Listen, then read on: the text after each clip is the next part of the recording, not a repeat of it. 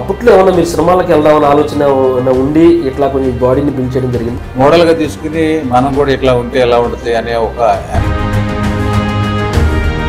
వైఎస్ఆర్సీపీ పార్టీకి రావటం గల కారణం ఏంటి? చిరంజీవి గారు కూడా ముందుకు తీసుకెళ్ళలేకపోతున్నాడు పార్టీని. అలాంటి మాదిగోడు రాముకి పార్టీలో సరైన గుర్తింపు రాలేదు అన్న వాదన అనిపిస్తుంది. అది నిజమంటారు కాదంటారు? ఓటమిని అంగీకరించడం వెనకబడటం అసలు ఇష్టపడు.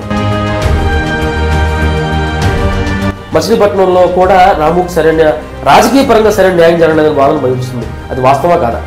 సామాన్యుడు అనుకుంటే ఒక పదవి ఇచ్చి వదిలేసేవాడు. కానీ నన్ను అంటే ఇప్పుడు ఉన్న పార్టీలో ఉన్న వాళ్ళకి మంత్రులు కానివ్వండి లేదా వేరే వేరే పదవులు కానివ్వండి వాళ్ళు వర్తు లేని వాళ్ళకే పదవి ఇచ్చారని భావిస్తున్నారా? ఇక్కడ మొదటి నుంచి ఎవరు కష్టపడ్డారు, ఏం చేశారు, కనీసం దాని గురించేనా కొంతకాలం క్రితం సుమారుగా సంవత్సరాల క్రితం ఎంపీ గారి గ్రౌండ్కి వెళ్ళి ఆయనతో జర్నీ చేయడానికి నన్ను అక్కడికి వెళ్ళాననే ఉద్దేశంతో పిలవమాకని చెప్పారో నాకు తెలిసింది.